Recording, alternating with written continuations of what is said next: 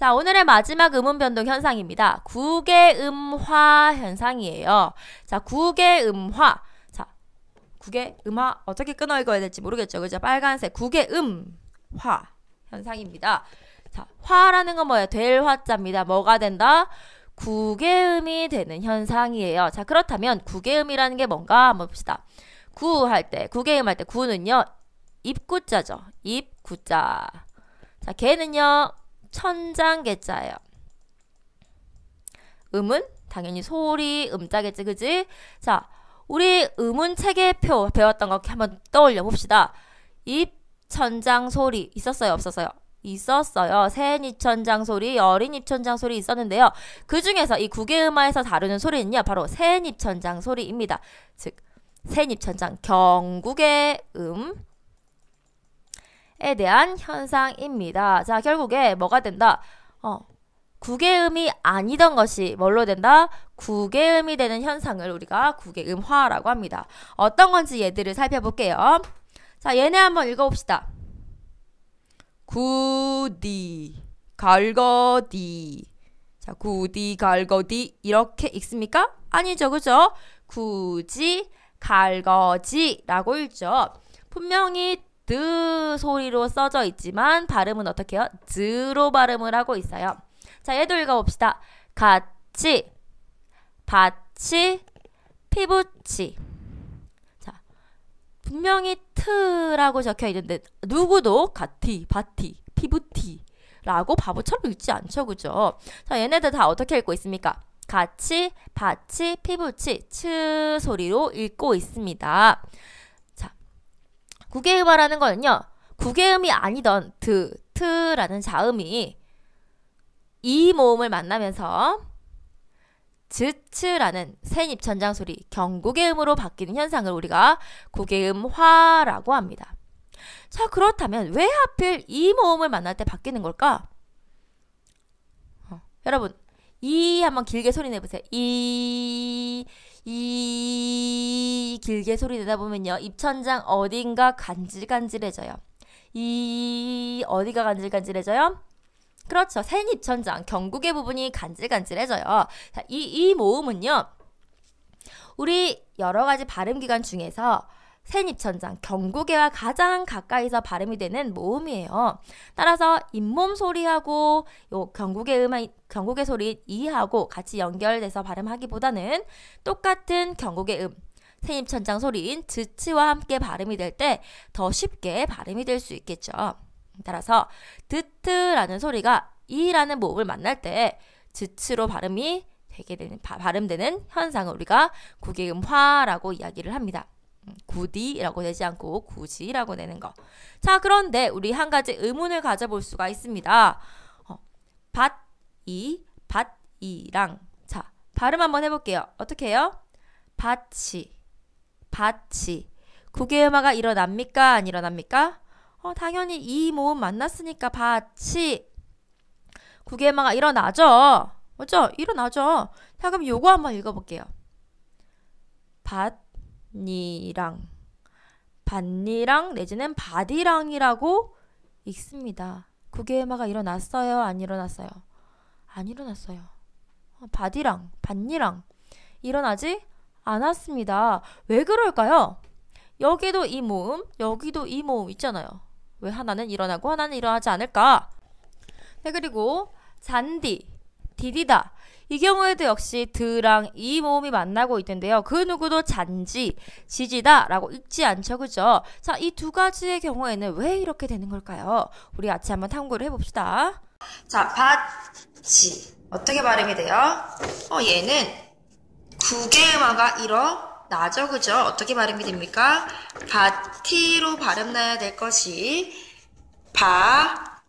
치로 발음이 나고 있습니다. 이 모음과 만나면서 트 소리가 치로 바뀌었으니까 국외음화가 일어나고 있습니다. 하지만 반니랑의 경우에는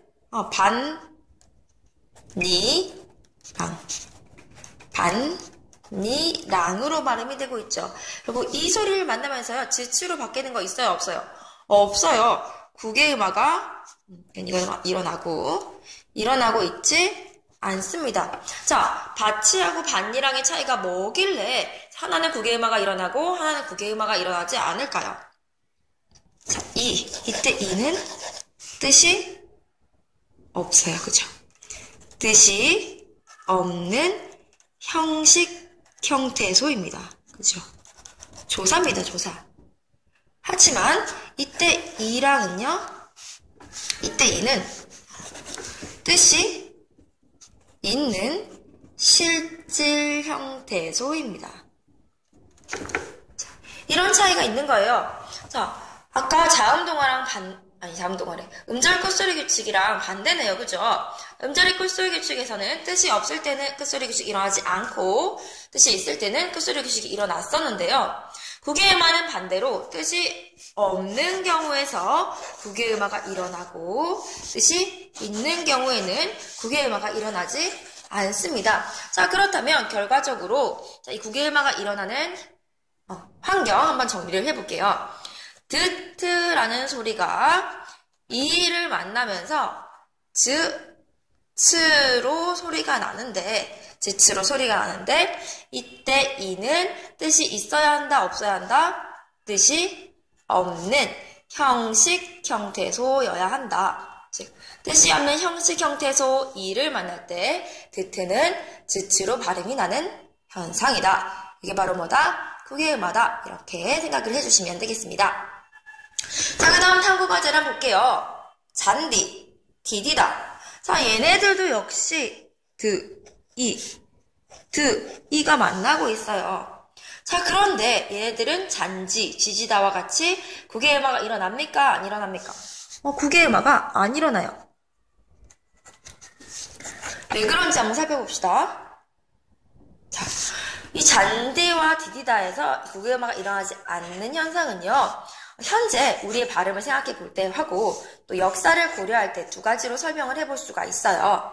자, 우리는 요것만 한번 기억을 해볼게요.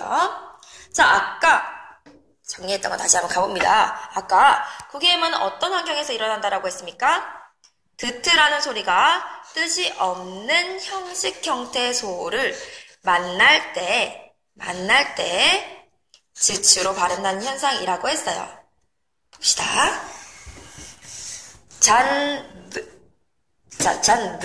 잔드라는 소리가 뜻이 없는 형식 형태의 소이를 만나고 있습니까?